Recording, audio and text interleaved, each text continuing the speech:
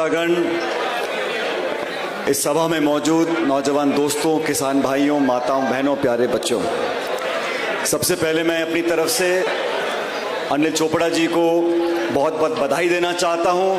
आज उन्होंने नामांकन भरा है। आप सबके भरोसे पर इस क्षेत्र से वो लोकसभा के उम्मीदवार बने हैं और जैसा अनिल जी ने कहा, कांग्रेस पार्टी ने बहुत सोच समझकर इन पर विश्वास व्यक्त किया है। लोकसभा चुनाव के लिए बहुत से लोग दावेदारी कर रहे सकते हैं और बहुत से लोगों ने टिकट मांगा भी था। सब अच्छे और सब काबिल व्यक्ति थे, लेकिन कांग्रेस पार्टी ने एक व्यक्ति को टिकट दिया है। टिकट एक को मिलता है, लेकिन चुनाव पूरी पार्टी लड़ती है। इसलिए जैसा मंच पे सब नेताओं ने बोला, मैं भी आपको आग्रह करना चाहता हूं कि ये चुनाव महत्वपूर्ण है। सिर्फ अनिल जी को सांसद बनाने के लिए नहीं, सिर्फ कांग्रेस को जीत दिलाने के लिए नहीं, लेकिन देश में जो व्यवस्था बनी है, देश में जो हालात हैं, ये छोटा चुनाव नहीं है सीआरडीआर का, प्रधान प्रमुख का, ये देश का चुनाव है। लोकसभा में किस दल को कितना बहुमत मिलता है, किसकी सरकार बनती है, कैसे 10 साल इस देश में जिन लोगों ने राज किया है, उनकी बोल, उनकी चाल, उनका पूरा आप लेखा जोखा देखोगे, आप समझ जाओगे कि इन 10 सालों में प्रचार हुआ है, इश्तिहार छपे हैं अखबार में, होर्डिंग में, टेलीविजन में, व्हाट्सएप में, लेकिन धरातल पर जो आज हालात किसान के हैं, क्या कीमत खाद की है, बीज की है, बिजली की है, पानी की है, ये वही सरकार है बीजेपी की 2014 में जब पहली बार वो चुनाव लड़ रहे थे विपक्ष में होते हुए, उन्होंने कहा था हम सरकार में आएंगे तो हम किसान की आमदनी दुगनी कर देंगे। मैं आप लोगों से पूछना चाहता हूं, किसान भाइयों से, आप में से किसी की आमदनी दुगनी हुई है क्या? उन्होंने कहा हम शिक्षित लोगों को 2 करोड़ रोजगार देंगे हर वर्ष, मतलब 10 साल में 20 करोड़ लोगों को नौकरी मिलनी चाहिए थी। जब से देश आजाद हुआ है, सबसे ज्यादा बेरोजगारी का स्तर आज के दिन पर है। गांव शहर में जो खाई पैदा हुई है, अमीर गरीब में जो खाई पैदा हुई है, वो इस सरकार की नीतियों के कारण हुई है।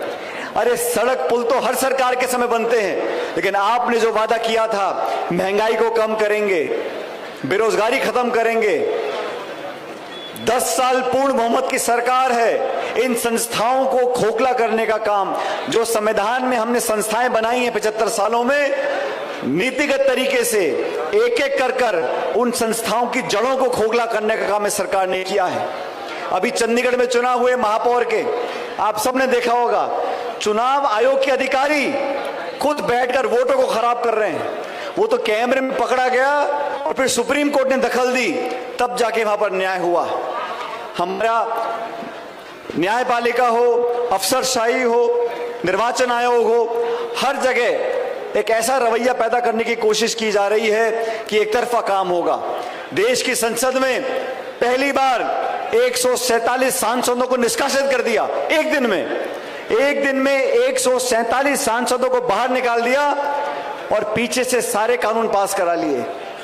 ऐसे लोकतंत्र नहीं चलता। विपक्ष की आवाज को दबाने का काम आप करेंगे, विरोधियों को जेल में डाल देंगे, रात के अंधेरे में निर्वाचित मुख्यमंत्रियों को आप जेल में डाल देंगे।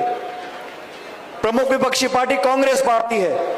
1994 में कोई नोटिस आया था, उस नोटिस के आधार पर कांग्रेस पार्टी के खातों को सीज कर दोगे, बैंकों के पैसों को फ्रीज कर दोगे। विपक्ष को खत्म करना चाहते हैं, कुचलना चाहते हैं, आवाज को दबाना चाहते हैं। इनकम टैक्स, सीडी, ईडी और सीबीआई सिर्फ विपक्ष के लोगों पर आक्रमण करेंगे। ऐसी राजनीति पहले कभी नहीं हुई। ये घमंड और गुरूर की राजनीति है। जनता जनार्दन है। चुनाव से पहले आप घोषणा कर रहे हो 200 पार, 300 पार, 400 पार, 500 पार। अरे चुनाव काय को करा रहे हो? अगर आप सारे पार ही करा दिए तो जनता इसी बैठी है। मेरा आप लोगों से आग्रह है साथियों, इस भारतवर्ष में 75 साल से किसी दल की सरकार बनी हो, हमने संस्थाओं को पोषित किया है, पारदर्शिता को आगे बढ़ाया है। सरकारें आई हैं, चली गई हैं, लेकिन देश बहुत महत्वपूर्ण है, लोकतंत्र की जड़ें बहुत महत्वपूर्ण हैं। इसलिए इस चुनाव में तराजू को संतुलित करने का काम हमको करना है। एक तरफा काम होने से मामला गड़बड़ा जाता है। 2 बार राजस्थान में चुनाव हुए, 25 की 25 सीट भाजपा ने जीती। कौन से तारे तोड़ के लिया है? जो भी सांसद बने इतने भारी बहुमत से जीत कर गए, राजस्थान को क्या मिल गया?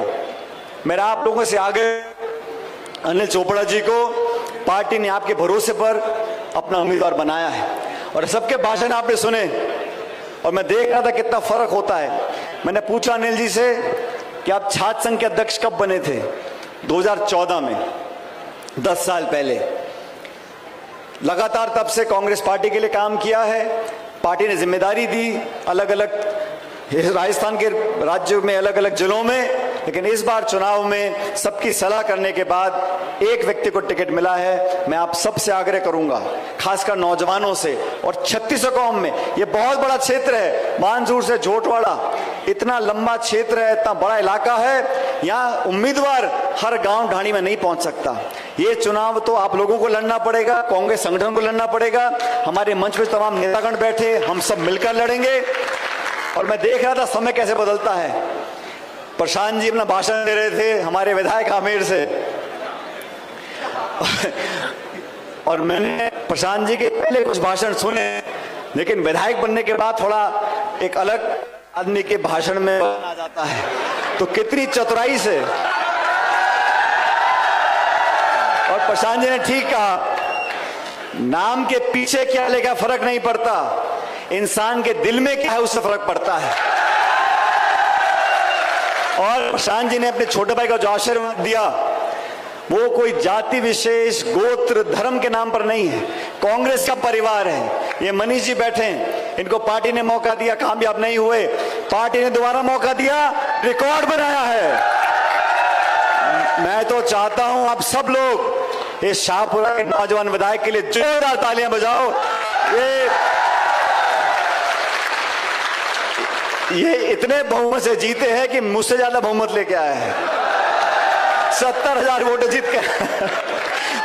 हम सब लोग जो हैं कांग्रेस पार्टी के, आप सब की सेवा करने के लिए आज यहाँ बैठे हैं। हम में से कोई चुनाव जीता होगा, कोई चुनाव हारा होगा, लेकिन ये चुनाव लोकतंत्र का चुनाव है, बड़ा चुनाव है, देश का चुनाव है। मैं आप सब से आग्रह करना चाहता हूं साथियों। और अनिल चोपड़ा का भाषण सुन रहा था मैं। अनिल भाई, पहले भाषण में इतना गला मत फाड़, अभी 3 हफ्ते बचे हैं, तो बहुत भाषण देने हैं, बहुत लोगों में जाना है। लेकिन मैं जानता हूं जो नौजवान होता है उसमें ऊर्जा होती है, काम करने की एक ऊर्जा पेट से पैदा होती है, और वो ख्वाहिश मेहनत करने की, बुजुर्गों का सम्मान करने की, सबको साथ लेकर चलने की। क्योंकि जिसको लंबी राजनीति करनी है वो कभी कच्ची बात नहीं करेगा। जिसको दोबारा जनता के बीच में जाना है 5 साल के बाद, वो बहुत संभल कर बात का बोलेगा। और मैं इतना जानता हूं कि हम सब लोग जो कांग्रेस पार्टी के आज आपके बीच में आए हैं, इनके नामांकन के समय आपको आश्वस्त करते हैं कि नौजवान जीतने के बाद 24 घंटे आपकी सेवा करेगा। हम सब बैठे हैं आपकी जमानत लेने के लिए कि आपके बीच में रहकर काम करेगा। लेकिन अभी तो चुनाव शुरू हुआ है, अभी तो चुनाव शुरू हुआ है। आज मैं आया हूं, लेकिन अभी दूसरी पार्टी के और नेता आएंगे। अभी यहां पर ये चुनाव बड़ा चुनाव है। अभी दूसरी पार्टी के नेता भी आएंगे, लटके झटके लगेंगे, लंबे लंबे भाषण होंगे और हार ऐसे ऐसे भाषण होंगे। लेकिन आप सबसे कहना चाहता हूं, 2-2 बार बहक गए भाषण में, इस बार बहकना मत। इस बार हाथ का निशान है, पंजे पर वोट डालनी है। और देखो, ये राजस्थान में जो चुनाव हो रहा है, देश में जो चुनाव हो रहा है, ये आने वाले 5 साल तक इस देश की दिशा दशा तय करेगा। 36 कौम के साथियों को बोलना चाहता हूं, यहाँ पे बहुत सारे बुजुर्ग लोग बैठे हैं और मैं स्वागत करना चाहता हूं जिन साथियों ने आज कांग्रेस पार्टी में शामिल उनको किया है। यादव साहब का, सैनी साहब का आपका बहुत स्वागत करता हूं और आप सब साथियों से प्रार्थना करता हूं कि आप से लेकर 19 तारीख तक हम सब मिलकर कांग्रेस पार्टी की मेहनत करें, कांग्रेस पार्टी को विजयी बनाएं और अनिल चोपड़ा जी को हाथ के निशान पर बटन दबाकर जोरदार हाथ खड़े करके बताओ, जोरदार नारा देना मेरे साथ, कांग्रेस पार्टी। ऐसे नहीं। नामांकन पे आए हैं एक संदेश देने के लिए।